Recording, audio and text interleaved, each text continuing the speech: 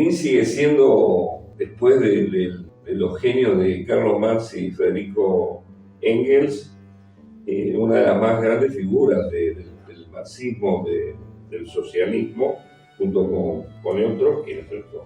Pero sus aportes fueron muy importantes y los llevó a la práctica y a la realidad. No se trató de un intelectual, aunque él elaboró cientos de libros o artículos. Lenin define la nueva etapa a partir del principio del siglo XIX, el cambio de etapa, de época que se da en el mundo capitalista. Y él la define como el inicio de la etapa de la decadencia del capitalismo. Y que esa decadencia llega a su punto máximo de expresión y va a ser profundizada hasta nuestro día con el estallido de la Primera Guerra Mundial en 1914, ¿no es cierto?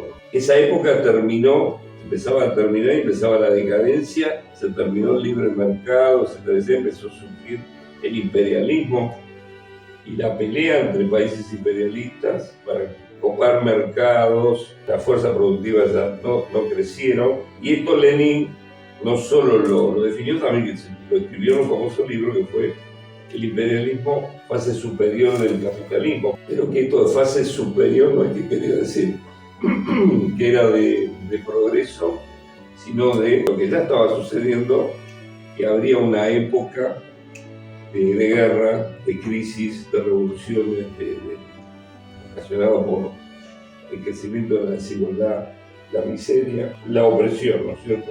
Y ratificando el concepto que ya estaba en Marx y Engels y el manifiesto comunista, de que el socialismo debía ser un cambio mundial, porque el sistema capitalista era un sistema mundial. Su otra innovación fundamental fue que, dada esa situación de que solo una revolución podía cambiar y que no se había terminado la época de la reforma y que se abría toda esta etapa de guerra, revoluciones, que se necesitaba un partido socialista pero revolucionario para la acción, opuesto al carácter de los partidos que venían predominando de la socialdemocracia, de creer que todo se iba a hacer a través de elecciones, usar el parlamentarismo y creer que pactando con la burguesía se podía superar la miseria y la explotación. Que la clase obrera tenía que tener su partido revolucionario, que tenía que tener un carácter político y de no conciliación con la burguesía, y que tenía que cambiar el Estado en forma revolucionaria. Tenía que lograr un Estado obrero, y para eso se necesitaba un partido, lo que se llamó el centralismo democrático. O sea, un partido que fuera democrático en su debate, en su vida interna, en sus discusiones, tal cual nosotros lo practicamos, seguimos practicando como socialistas revolucionarios, como trotskistas. Pero al momento de una acción, de una huelga, de una acción política, también de unas elecciones, más que más, si hay un proceso revolucionario, el partido tiene que actuar con una sola política, porque es un partido que enfrenta a los aparatos policiales, a todo el poder del Estado burgués. Tiene que intervenir la clase obrera con una sola línea, y no con la característica de los partidos socialdemócratas, que uno dice una cosa, otro dice otra. No son partidos parlamentarios. Eso se llamó el centralismo democrático, que lamentablemente después, a manos de Stalin, se van a transformar en un centralismo burocrático. Por eso ellos, aunque se desata una guerra civil, porque a partir que triunfa la Revolución Rusa, 14 países imperialistas apoyados por los blancos, los reaccionarios y contrarrevolucionarios rusos, provocan una guerra de 3 años, la guerra civil en Rusia. Y en medio de esa situación gravísima para la revolución, Lenin y Trotsky fundan en 1919 la Tercera Internacional, que es todo hubo 4 congresos, es un compendio de un programa, sus resoluciones, un programa revolucionario que sigue vigente, ¿no es cierto? ¿Cuáles eran esas preocupaciones que le llevan a dar en lo que llamamos la última gran batalla de Lenin? Esa batalla va a tener como 2 pilares.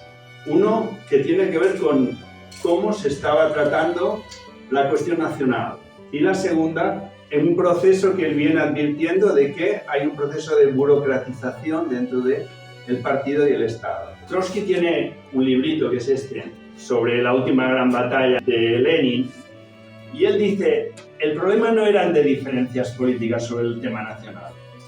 No es que uno dice, esta medida es excesiva. Dice, no, es que se elaboran dos sistemas políticos. El que él reivindica con Lenin parte de la necesidad histórica y hacia dónde queremos avanzar. El de Stalin parte de la necesidad de un aparato y cómo gestionar mejor, más fácil, más qué necesidades genera un aparato para un territorio. Empieza a detectar que efectivamente hay un proceso de burocratización, de alejamiento, de un control que se escapa del control del poder, o sea, que se va gestando como un poder autónomo dentro del partido, dentro del Estado, y que eso efectivamente, con eso no puede, el socialismo no puede ser eso. Y ahí el choque con Stalin va creciendo aceleradamente, al punto de que en ese enfrentamiento frenan publicación de artículos de Lenin, que escribe para Pravda, y se frenan, se intenta frenar, se intentan evitar, o sea, empieza a actuar todo el aparato para intentar aislar a Lenin, porque Lenin ha emprendido una batalla, que es una batalla que choca directamente con, en aquel momento no solo era Stalin, pero Stalin era el núcleo principal. Hoy es importante porque una parte de la lectura que se hace los medios burgueses, pues esa continuidad, ¿no? Claro, Lenin, Trotsky, la revolución acaban como acaban. Bueno, la revolución tuvo un reflujo, ese aislamiento sirvió para que surgieran fuerzas de acomodación a esa situación y apoyándose en esa tendencia es como se surge un aparato que efectivamente es capaz no de construir un socialismo incompleto, no, de ser una fuerza contrarrevolucionaria en el Estado.